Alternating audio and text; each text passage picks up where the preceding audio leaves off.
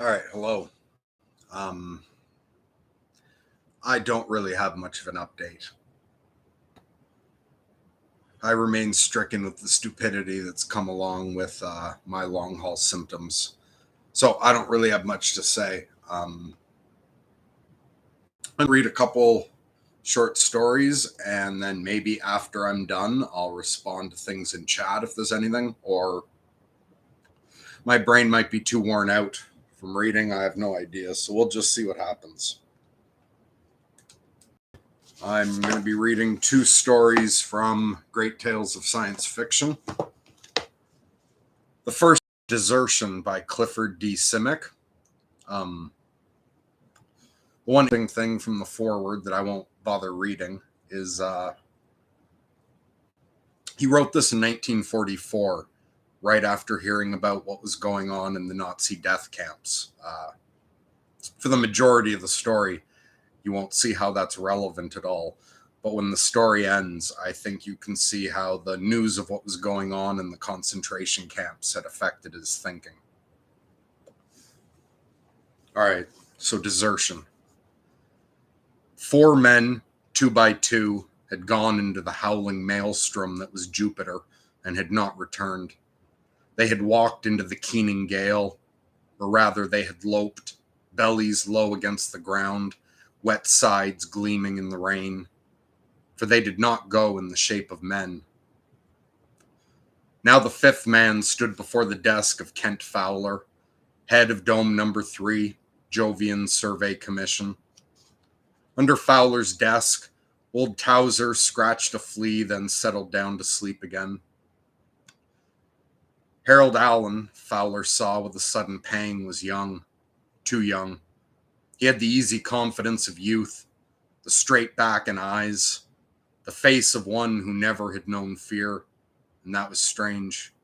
For men in the domes of Jupiter did know fear and humility. It was hard for man to reconcile his puny self with the mighty forces of the monstrous planet. You understand, said Fowler, that you need not do this. You understand that you need not go. It was formula, of course.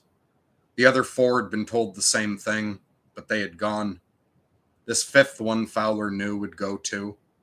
But suddenly he felt a dull hope stir within him that Allen wouldn't go. When do I start? Asked Allen. There was a time when Fowler might have taken quiet pride in that answer, but not now. He frowned briefly. Within the hour, he said. Allen stood, waiting quietly. 4 other men have gone out and have not returned, said Fowler. You know that, of course. We want you to return. We don't want you going off on any heroic rescue expedition. The main thing, the only thing, is that you come back, that you prove man can live in a Jovian form. Go to the first survey stake, no farther, then come back. Don't take any chances. Don't investigate anything.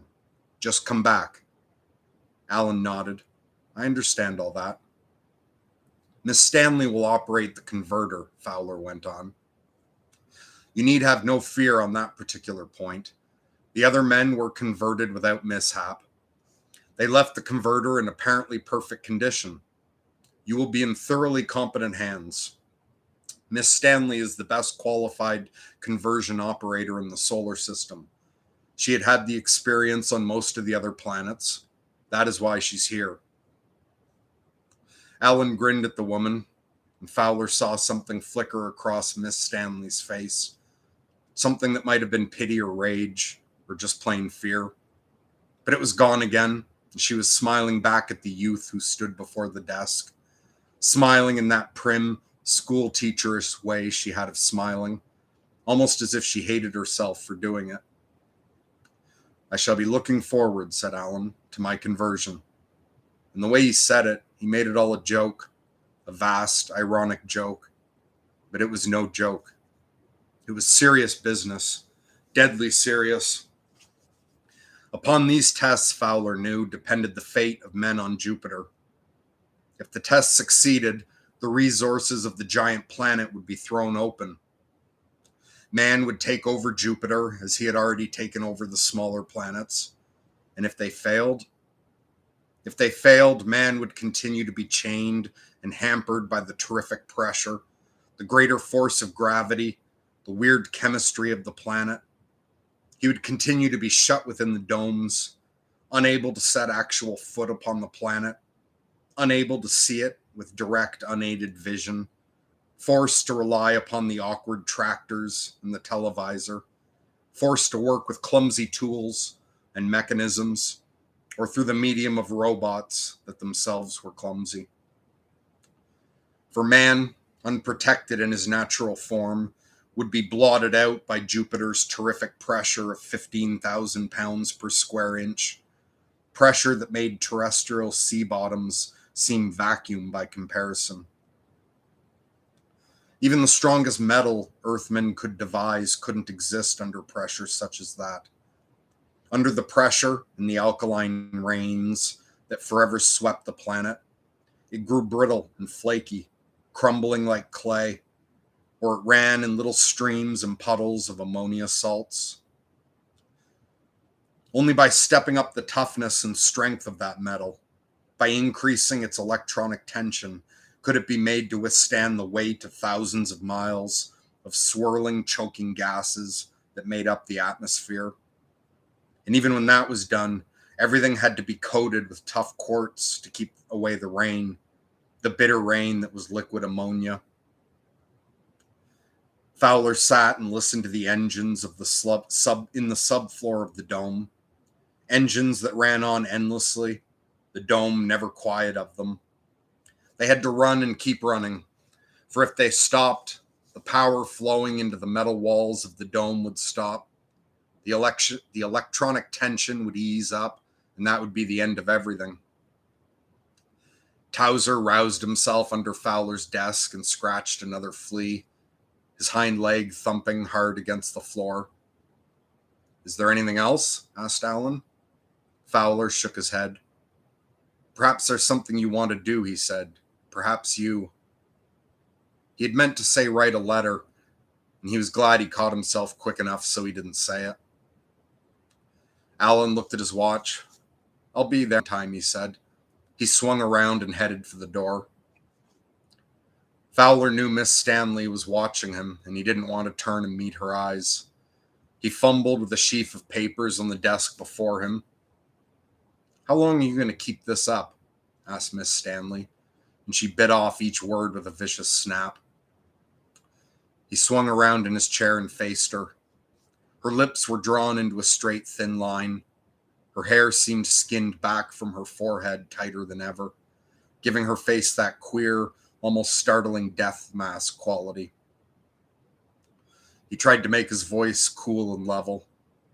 "As long as there's any need of it," he said. "As long as there's any hope." "You're going to keep on sentencing them to death," she said. "You're going to keep marching them out to face with Jupiter. You're going to sit in here safe and comfortable and send them out to die." "There's no room for sentimentality, Miss Stanley," Fowler said, trying to keep the note of anger from his voice. "You know as well as I do why we're doing this. You realize that man in his own form simply cannot cope with Jupiter. The only answer is to turn men into the sort of things that can cope with it. We've done it on other planets. If a few men die but we finally succeed, the price is small.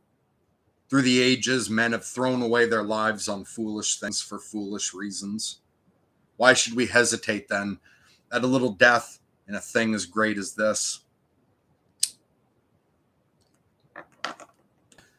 Miss Stanley sat stiff and straight, hands folded in her lap, the light shining on her gray hair, and Fowler, watching her, tried to imagine what she might feel, what she might be thinking. He wasn't exactly afraid of her, but he didn't feel quite comfortable when she was around.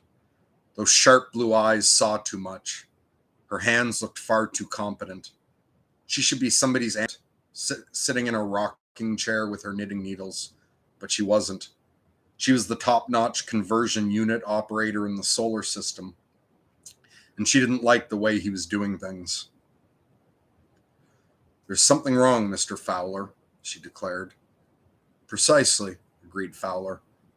That's why I'm sending young Alan out alone. He may find out what it is. And if he doesn't, I'll send someone else. She rose slowly from her chair, turned towards the door, then stopped before his desk. Someday, she said, you will be a great man. You never let a chance go by. This is your chance. You knew it was when this dome was picked for the tests. If you put it through, you'll go up a notch or two. No matter how many men may die, you'll go up a notch or two. Miss Stanley, he said, his voice was curt, young Alan is going out soon. Please be sure that my machine, she told him icily, is not to blame. It operates along the coordinates the biologist set up. He sat hunched at his desk, listening to her footsteps go down the corridor. What she said was true, of course. The biologist had set up the coordinates, but the biologist could be wrong. Just a hairbreadth of difference, one iota of digression, and the converter would be sending out something that wasn't the thing they meant to send. A mutant that might crack up, go haywire, come unstuck under some condition or stress of circumstance wholly unsuspected. For man didn't know much about what was going on outside, only what his instruments told him was going on. And the sampling of those happenings furnished by those instruments and mechanisms had been no more than samplings, for Jupiter was unbelievably large, and the domes were very few. Even the work of the biologists in getting the data on the Lopers, apparently the highest form of Jovian life, had involved more than 3 years of intensive study, and after that 2 years of checking to make sure. Work that could have been done on Earth in a week or two, but work that, in this case, couldn't be done on Earth at all, for one couldn't take a Jovian life form to Earth. The pressure here on Jupiter couldn't be duplicated outside of Jupiter, and at Earth pressure and temperature, the Lopers would simply have disappeared in a puff of gas. Yet it was work that had to be done if man ever hoped to go about Jupiter in the life form of the Lopers. For before the converter could change a man to another life form, every detailed physical characteristic of that life form must be known, surely and positively, with no chance of mistake. Alan didn't come back. The tractors combing the nearby terrain found no trace of him, unless the skulking thing reported by one of the drivers had been the missing Earthman in Loper form. The biologists sneered, their most accomplished academic sneers, when Fowler suggested the coordinates might be wrong. Carefully, they pointed out the coordinates worked. When a man was put into the converter and the switch was thrown, the man became a Loper. He left the machine and moved away, out of sight, into the soupy atmosphere. Some quirk, Fowler had suggested. Some tiny deviation from the thing a Loper should be. Some minor defect. If there were, the biologist said, it would take years to find it. And Fowler knew they were right. So there were 5 men now instead of 4, and Harold Allen had walked out into Jupiter for nothing at all. It was as if he'd never gone so far as knowledge was concerned. Fowler reached across his desk and picked up the personnel file, a thin sheaf of papers neatly clipped together. It was a thing he dreaded, but a thing he had to do. Somehow the reason for these strange disappearances must be found. There was no other way than to send out more men. He sat for a moment listening to the howling of the wind above the dome, the everlasting thundering gale that swept across the planet in boiling, twisting wrath. Was there some threat out there, he asked himself? Some danger they did not know about? Something that lay in wait and gobbled up the Lopers, making no distinction between Lopers that were bona fide and Lopers that were men? To the gobblers, of course, it would make no difference. Or had there been a basic fault in selecting the Lopers as the type of life best fitted for existence on the surface of the planet? The evident intelligence of the Lopers, he knew, had been one factor in that determination. For if the thing man became did not have the capacity for intelligence, man could not long retain his own intelligence in such a guise. Had the biologist let that one fact weigh too heavily, using it to offset some other factor that might be unsatisfactory, even disastrous? It didn't seem likely. Stiff-necked as they might be, the biologists knew their business. Or was the whole thing impossible, doomed from the very start? Conversion to other life forms had worked on the other planets, but that did not necessarily mean it would work on Jupiter. Perhaps man's intelligence could not function properly through the sensory apparatus provided Jovian life. Perhaps the Lopers were so alien there was no common ground for human knowledge, and the Jovian conception of existence to meet and work together. Or the fault might lie within man, be inherent within the race, some mental aberration which, coupled with what they found outside, wouldn't let them come back. Although it might not be an aberration, not in the human sense, perhaps just one ordinary human mental trait, accepted as commonplace on Earth, would be so violently at odds with Jovian existence that it would blast all human intelligence and sanity. Claws rattled and clicked in the corridor. Listening to them, Fowler smiled wanly. It was Towser coming back from the kitchen. Reed gone to see his friend the cook. Towser came into the room carrying a bone. He wagged his tail at Fowler and flopped down beside the desk, bone between his paws. For a long moment, his rheumy old eyes regarded his master, and Fowler reached down a hand to ruffle a ragged ear. "You still like me, Towser?" Fowler asked, and Towser thumped his tail. "You're the only one," said Fowler. "All through the dome, they're cussing me, calling me a murderer more than likely." He straightened and swung back to the desk. His hand reached out and picked up the file. Bennett? Bennett had a girl waiting for him back on Earth. Andrews? Andrews was planning on going back to Mars Tech just as soon as he earned enough to see him through a year. Olson? Olson was nearing pension age, all the time telling the boys how he was going to settle down and grow roses. Carefully, Fowler laid the file back on the desk. Sentencing men to death. Miss Stanley had said that, her pale lips scarcely moving in her parchment face. Marching men out to die, whether he, Fowler, sat there, safe and comfortable. They were saying it all through the dome, no doubt, especially since Alan had failed to return.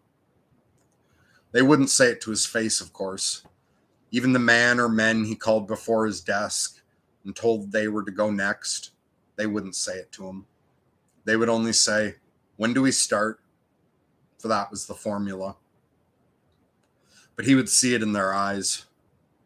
He picked up the file again. Bennett, Andrews, Olson. There were others, but there was no use in going on. Kent Fowler knew that he couldn't do it. Couldn't face them. Couldn't send more men out to die. He leaned forward and flipped up the toggle on the intercommunicator. "Yes, Mr. Fowler?" "Miss Stanley, please." He waited for Miss Stanley, listening to Towser chewing half-heartedly on the bone. Towser's teeth were getting bad. "Miss Stanley?" said Miss Stanley's voice. "Just wanted to tell you, Miss Stanley, to get ready for 2 more. "Aren't you afraid," asked Miss Stanley, "that you'll run out of them? Sending out one at a time, they'd last longer, give you twice the satisfaction." "One of them," said Fowler, "will be a dog." "A dog?" "Yes, Towser." He heard the quick, cold rage that iced her voice. "Your own dog. He's been with you all these years." "That's the point," said Fowler.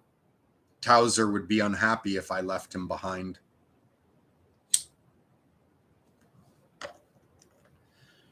It was not the Jupiter he had known through the televisor. He had expected it to be different, but not like this. He had expected a hell of ammonia rain and stinking fumes and the deafening, thundering tumult of the storm. He had expected swirling clouds and fog and the snarling flicker of monstrous thunderbolts.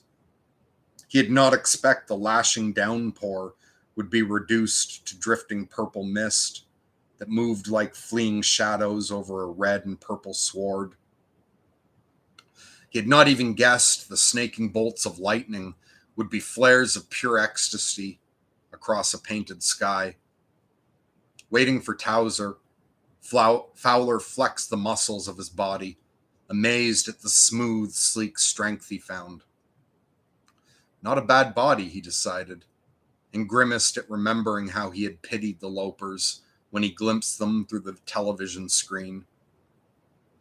For it had been hard to imagine a living organism based upon ammonia and hydrogen rather than upon water and oxygen. Hard to believe that such a form of life could know the same quick thrill of life that humankind could know. Hard to conceive of life out in the soupy maelstrom that was Jupiter, not knowing, of course, that through Jovian eyes it was no soupy maelstrom at all. The wind brushed against him with what seemed gentle fingers, and he remembered with a start that by Earth standards the wind was a roaring gale, a 200-mile-an-hour howler laden with deadly gases. Pleasant scents seeped into his body, yet scarcely scents, for it was not the sense of smell as he remembered it. It was as if his whole being was soaking up the sensation of lavender, and yet not lavender. It was something he knew for which he had no word. Undoubtedly the first of many enigmas in terminology. For the words he knew, the thought symbols that served him as an Earthman would not serve him as a Jovian. The lock in the side of the dome opened and Towser came tumbling out. At least he thought it must be Towser. He started to call to the dog, his mind shaping the words he meant to say, but he couldn't say them. There was no way to say them. He had nothing to say them with. For a moment his mind swirled in muddy terror, a blind fear that eddied in little puffs of panic through his brain. How did Jovians talk? How? Suddenly he was aware of Towser, intensely aware of the bumbling, eager friendliness of the shaggy animal that had followed him from Earth to many planets, as if the thing that was Towser had reached out and for a moment sat within his brain. And out of the bubbling welcome he had sensed came words. Hiya, pal. Not words, really. Better than words. Thought symbols in his brain. Communicated thought symbols that had shades of meaning words could never have. Hiya, Towser, he said. I feel good, said Towser. Like I was a pup. Lately, I've been feeling pretty punk. Legs stiffening up on me. Teeth wearing down to almost nothing. Hard to mumble a bone with teeth like that. Besides, the fleas give me hell. Used to be I never paid much attention to them. A couple of fleas, more or less, never meant much in my early days. But, Fowler's thoughts tumbled awkwardly. You're talking to me. Sure thing, said Towser. I always talk to you. You couldn't hear me. I tried to say things to you, but I couldn't make the grade. I understood you sometimes, Fowler said. Not very well, said Towser. You knew when I wanted food, and when I wanted a drink, and when I wanted out. But that's about all you ever managed. I'm sorry, Fowler said. Forget it, Towser told him. I'll race you to the cliff. For the first time, Fowler saw the cliff, apparently many miles away, but with a strange crystalline beauty that sparkled in the shadow of the many-colored clouds. Fowler hesitated. It's a long way. Ah, come on, said Towser, and even as he said it, he started for the cliff. Fowler followed, testing his legs, testing the strength in that new body of his, a bit doubtful at first, amazed a moment later, then running with a sheer joyousness that was one with the red and purple sward, with the drifting smoke of the rain across the land. As he ran, the consciousness of music came to him, a music that beat into his body, that surged through his being, that lifted him on wings of silver speed, music like bells might make from some steeple on a sunny springtime hill. As the cliff drew nearer, the music deepened and filled the universe with a spray of magical sound. And he knew the music came from the tumbling waterfall that feathered down the face of the shining cliff. Only he knew it was no waterfall, but an ammonia fall, and the cliff was white because it was oxygen solidified. He skidded to a stop beside Towser, where the waterfall broke into a glittering rainbow of many hundred colors. Literally many hundred. For here he saw was no shading of one primary to another, as human beings saw, but a clear-cut selectivity that broke the prism down to its last ultimate classification. That music, said Towser. Yes, what about it? The music, said Towser, is vibrations. Vibrations of water falling. But Towser, you don't know about vibrations. Yes, I do, contended Towser. It just popped into my head. Fowler gulped mentally. Just popped? And suddenly within his own head, he held a formula. The formula for a process that would make metal to withstand the pressure of Jupiter. He stared, astounded at the waterfall, and swiftly his mind took the many colors and placed them in their exact sequence in the spectrum. Just like that. Just out of blue sky. Out of nothing. For he knew nothing of metals or of colors. Towser, he cried. Towser, something's happening to us. Yeah, I know, said Towser. It's our brains, said Fowler.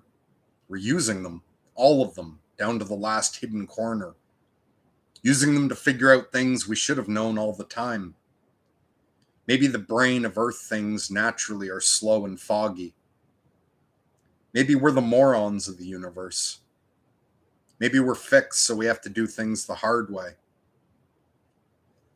And in the new sharp clarity of thought that seemed to grip him, he knew that it would not only be a matter of colors in the waterfall or metals that would resist the pressure of Jupiter. He sensed other things, things not yet quite clear, a vague whispering that hinted of greater things, of mysteries beyond the pale of human thought, beyond even the pale of human imagination, mysteries, fact, logic built on reasoning, things that any brain should know if it used all of its reasoning power. We're still mostly Earth, he said. We're just beginning to learn a few of the things we are to know, a few of the things that were kept from us as human beings, perhaps because we are human beings, because our human bodies were poor bodies, poorly equipped for thinking, poorly equipped in certain senses that one has to have to know. Perhaps even lacking in certain senses that are necessary to true knowledge. He stared back at the dome, a tiny black thing dwarfed by the distance. Back there were men who couldn't see the beauty that was Jupiter. Men who thought that swirling clouds and lashing rain obscured the face of the planet. Unseeing human eyes, poor eyes, eyes that could not see the beauty in the clouds, that could not see through the storms, bodies that could not feel the thrill of the trilling music stemming from the rush of broken water.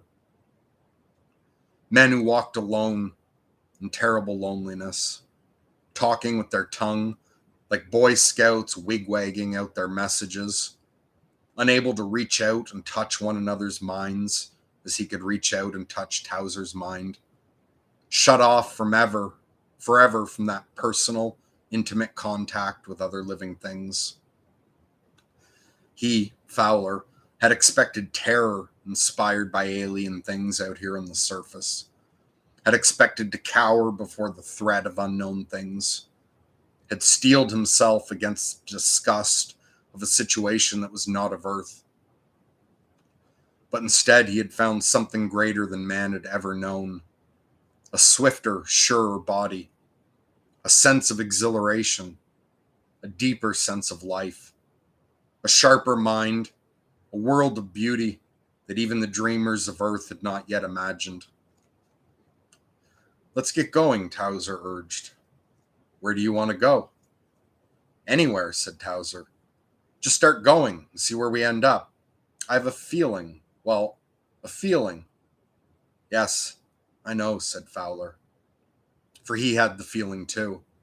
The feeling of high destiny, a certain sense of greatness, a knowledge that somewhere off beyond the horizon lay adventure and things greater than adventure. Those other 5 had felt it too.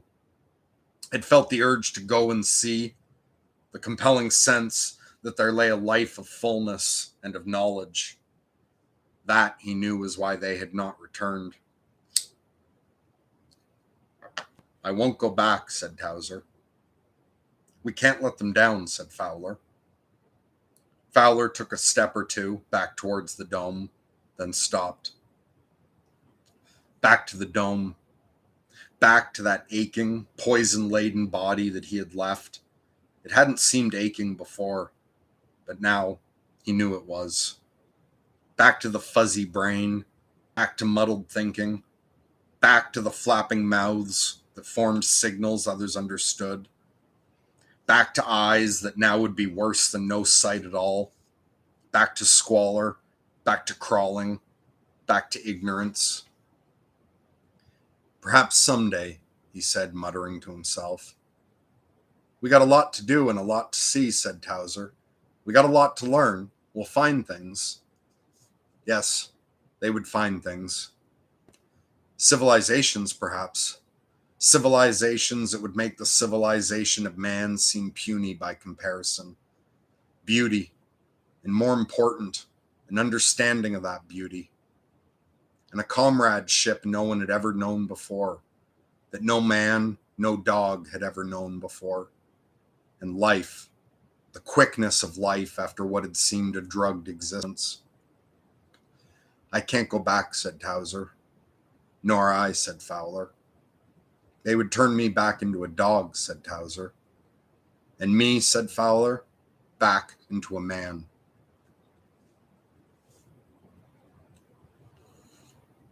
Hey, Mad Max. Hey, Zen Muppet. All right, I'm going to read the next story. This one's from 1953. It's called Warm, and it's by Robert Sheckley.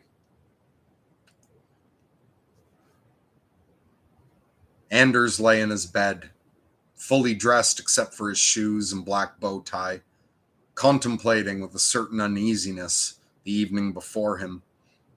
In 20 minutes, he would pick up Judy at her apartment, and that was the uneasy part of it.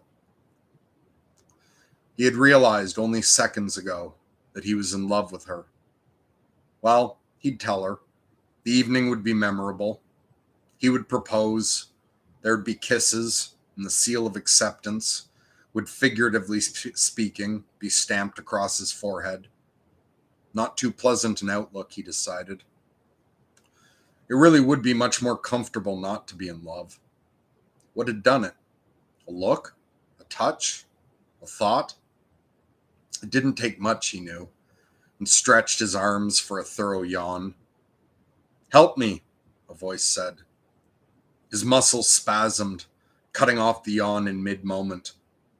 He sat upright on the bed, then grinned and lay back again. You must help me, the voice insisted. Anders sat up, reached for a polished shoe and fitted it on, giving his full attention to the tying of the laces. Can you hear me? The voice asked. You can, can't you? That did it.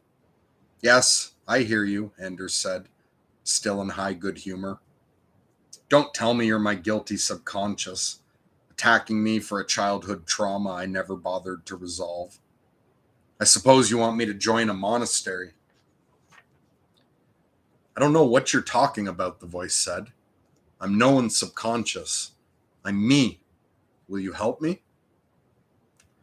Anders believed in voices as much as anyone. That is, he didn't believe in them at all until he heard them. Swiftly, he cataloged the possibilities. Schizophrenia was the best answer, of course, and one in which his colleagues would concur. But Anders had a lamentable confidence in his own sanity, in which case, "Who are you?" he asked. "I don't know," the voice answered. Anders realized the voice was speaking within his own mind. Very suspicious. "You don't know who you are," Anders stated. "Very well.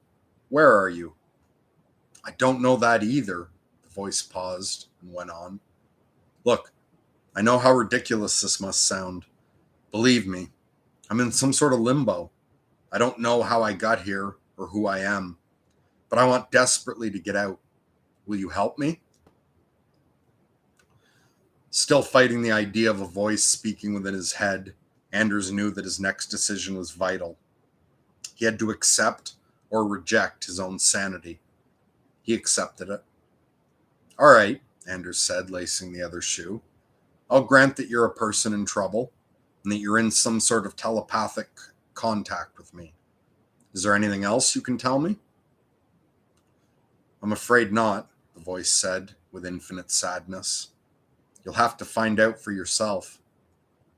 "Can you contact anyone else?" "No." "And how can you talk with me?" "I don't know." Anders walked to his bureau mirror and adjusted his black bow tie, whistling softly under his breath.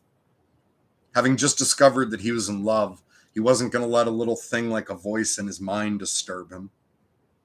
"I really don't see how I can be of any help," Anders said, brushing a bit of lint from his jacket. "You don't know where you are, and there don't seem to be any distinguishing landmarks. How am I to find you?" He turned and looked around the room to see if he'd forgotten anything. "I'll know when you're close," the voice said. "You were warm just then." Just then? All he had done was looked around the room. He did so again, turning his head slowly. Then it happened. The room, from one angle, looked different. It was suddenly a mixture of muddled colors. Instead of the carefully blended pastel shades he had selected, the lines of wall, floor, and ceiling were strangely off proportion, zigzag, unrelated. Then everything went back to normal. "You were very warm," the voice said. Anders resisted the urge to scratch his head for fear of disarranging his carefully combed hair. What he had seen wasn't so strange. Everyone sees one or two things in his life that make him doubt his normality, doubt sanity, doubt his very existence. For a moment, the orderly universe is disarranged and the fabric of belief is ripped. But the moment passes. Anders remembered once as a boy awakening in his room in the middle of the night. How strange everything had looked. Chairs, tables, all out of proportion, swollen in the dark, the ceiling pressing down as in a dream. But that had also passed. "Well, old man," he said, "if I get warm again, tell me." "I will," the voice in his head whispered. "I'm sure you'll find me." "I'm glad you're so sure," Anders said gaily, switching off the lights, and left. Lovely and smiling, Judy greeted him at the door. Looking at her, Anders sensed her knowledge of the moment. Had she felt the change in him, or predicted it? Or was love making him grin like an idiot? "Would you like a before-party drink?" she asked. He nodded, and she led him across the room to the improbable green and yellow couch. Sitting down, Anders decided he would tell her when she came back with the drink. No use in putting off the fatal moment. A lemming in love, he told himself. "You're getting warm again," the voice said. He had almost forgotten his invisible friend, or fiend as the case could well be. What would Judy say if she knew he was hearing voices?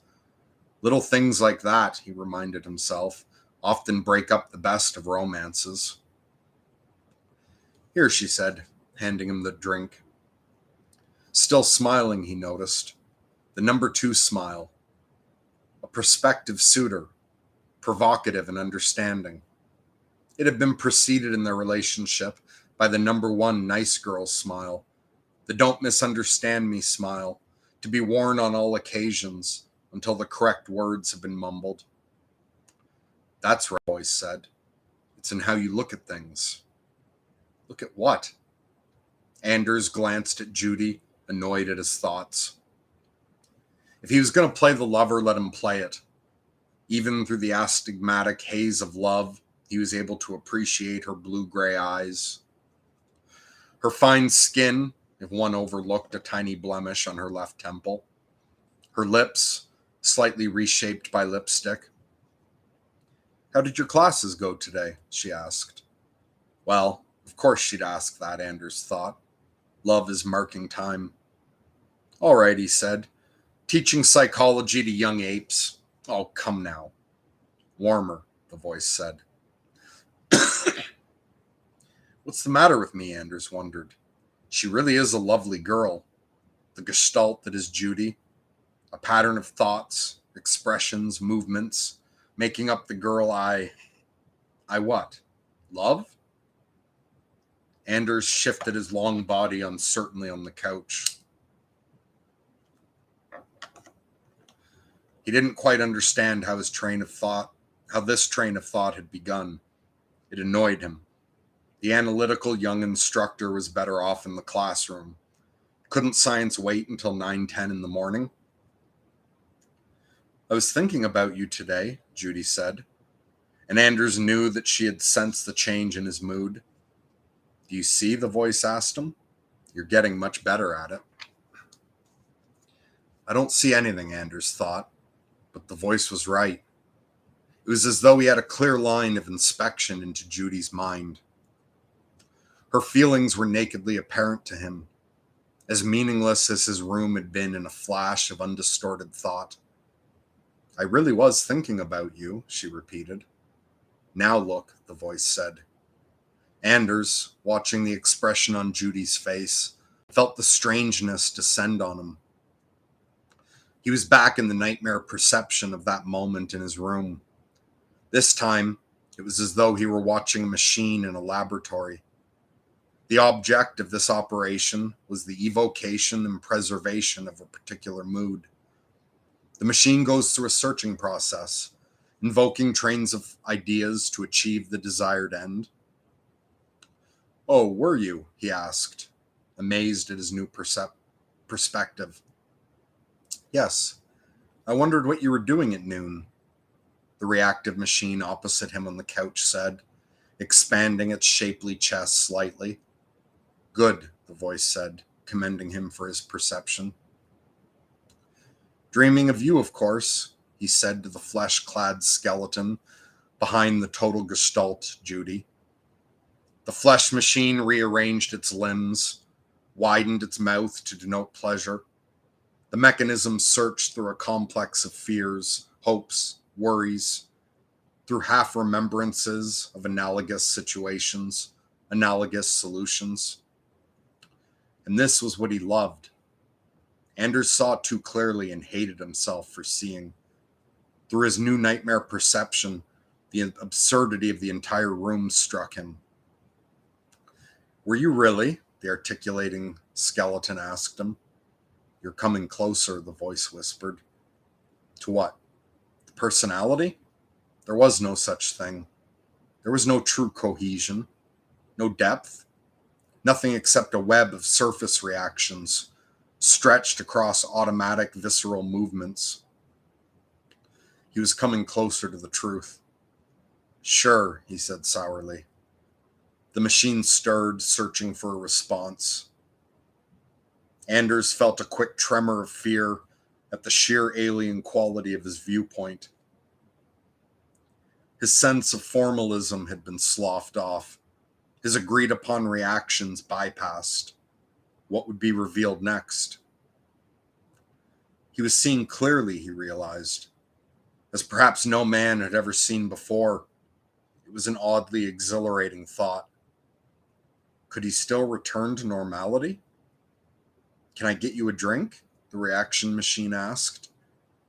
At that moment, Anders was as thoroughly out of love as a man could be. Viewing one's intended as a depersonalized, sexless piece of machinery is not especially conducive to love, but it was quite stimulating intellectually. Anders didn't want normality. A curtain was being raised, and he wanted to see behind it. What was it? Some Russian scientist, Uspensky, wasn't it, had said. Think in other categories. That was what he was doing, and would continue to do. Goodbye, he said suddenly. The machine watched him open-mouthed as he walked out the door. Delayed circuit reactions kept it silent until it heard the elevator door close. You were very warm in there, the voice within his head whispered once he was on the street. But you still don't understand everything. Tell me then, Anders said, marveling a little at his equanimity. In an hour, he had bridged the gap to a completely different viewpoint, yet it seemed perfectly natural. I can't, the voice said. You must find it yourself. Well, let's see now, Anders began. He looked around at the masses of masonry, the convention of streets cutting through the architectural piles. Human life, he said, is a series of conventions. When you look at a girl, you're supposed to see a pattern, not the underlying formlessness. That's true, the voice agreed, but with a shade of doubt. Basically, there is no form. Man produces gestalts and cuts form out of the plethora of nothingness. It's like looking at a set of lines and saying that they represent a figure. We look at a mass of material, extract it from the background, and say it's a man. But in truth, there is no such thing. We're only humanizing features that we myopically attach to it. Matter is conjoined, a matter of viewpoint. You're not seeing it now, said the voice. Damn it, said Anders. He was certain he was on the track of something big, perhaps something ultimate. Everyone's had the experience at some time in his life. Everyone looks at a familiar object and can't make any sense of it. Momentarily, the gestalt fails, but the true moment of sight passes. The mind reverts to the superimposed pattern. Normalcy continues. The voice was silent. Anders walked on through the gestalt city. There's something else, isn't there? Anders asked. Yes. What could that be? He asked himself. Through clearing eyes, Anders looked at the formality he had called his world. He wondered momentarily if he would have come to this if the voice hadn't guided him. Yes, he decided after a few moments. It was inevitable. But who was the voice? And what had he left out? Let's see what a party looks like now, he said to the voice. The party was a masquerade. The guests were all wearing their faces. To Anders, their motives, individually and collectively, were painfully apparent. Then his vision began to clear further. He saw that the people weren't truly individual. They were discontinuous lumps of flesh sharing a common vocabulary, yet not even truly discontinuous. The lumps of flesh were a part of the decoration of the room and almost indistinguishable from it. They were one with the lights, which lent their tiny vision. They were joined to the sounds they made, a few feeble tones out of the great possibility of sound. They blended into the walls. The kaleidoscopic vision came so fast that Anders had trouble sorting his new impressions. He knew now that these people existed only as patterns, on the same basis as the sounds they made and the things they thought they saw. Adults shifted out of the vast, unbearable real world. Where's Judy? A discontinuous lump of flesh asked him. This particular lump possessed enough nervous mannerisms to convince the other lumps of his reality. He wore a loud tie as further evidence. She's sick, Anders said. The flesh quivered into an instant sympathy. Lines of formal mirth shifted to lines of formal woe. Hope it isn't anything serious, the vocal flesh remarked. You're warmer, the voice said to Anders. Anders looked at the object in front of him. She hasn't long to live, he stated. The flesh quivered, stomach and intestines contracted in sympathetic fear. Eyes distended, mouth quivered. The loud tie remained the same. My God, you don't mean it. What are you? Anders asked quietly. What do you mean? The indignant flesh attached to the tie demanded.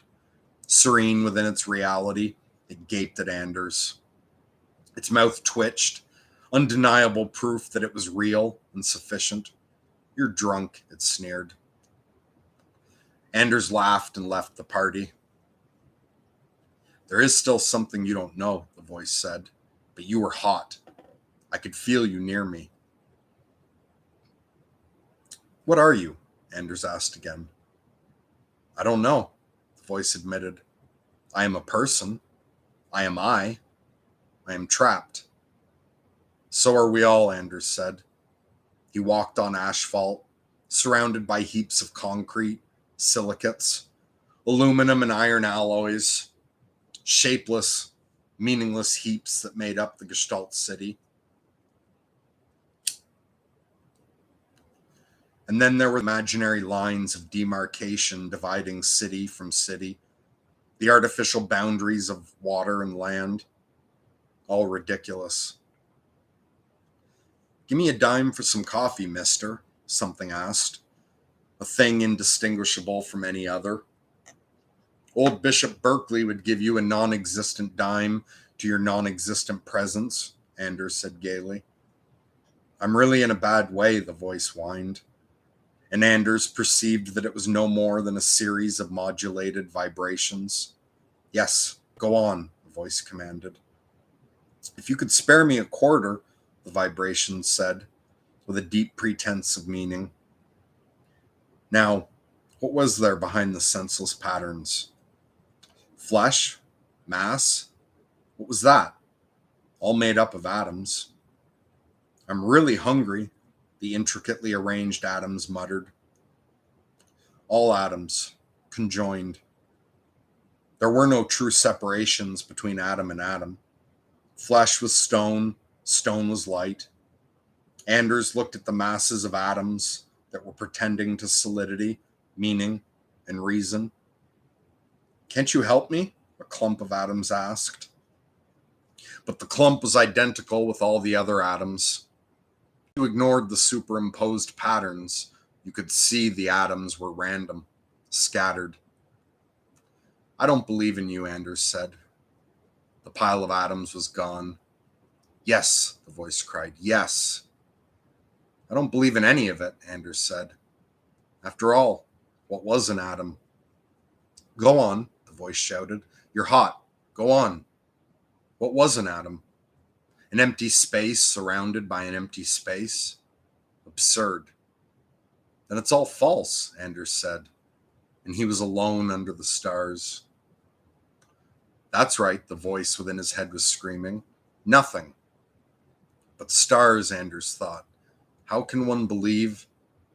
The stars disappeared. Anders was in a gray nothingness, a void. There was nothing around him except shapeless gray. Where was the voice? Gone. Anders perceived the delusion behind the grayness, and then there was nothing at all. Complete nothingness, and himself within it. Where was he? What did it mean? Anders' mind tried to add it up. Impossible. That couldn't be. Again, the score was tabulated, but Anders' mind couldn't accept the total. In desperation, the overloaded mind erased the figures, eradicated the knowledge, erased itself. Where am I? In nothingness. alone, trapped. Who am I? A voice. The voice of Anders searched the nothingness, shouted, "Is there anyone here?" No answer. But there was someone. All directions were the same, yet, moving along one, he could make contact with someone. The voice of Anders reached back to someone who could save him, perhaps. "Save me," the voice said to Anders, lying fully dressed on his bed, except for his shoes and black bow tie.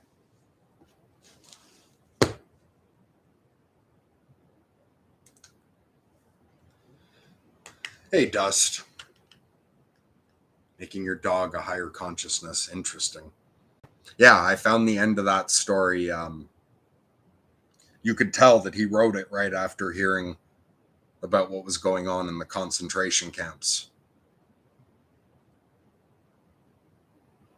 His disgust with humanity in general.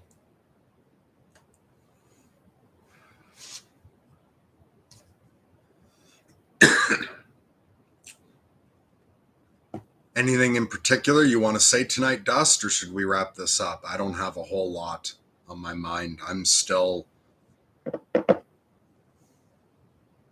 not so good at thinking. My long haul symptoms have not begun to improve yet.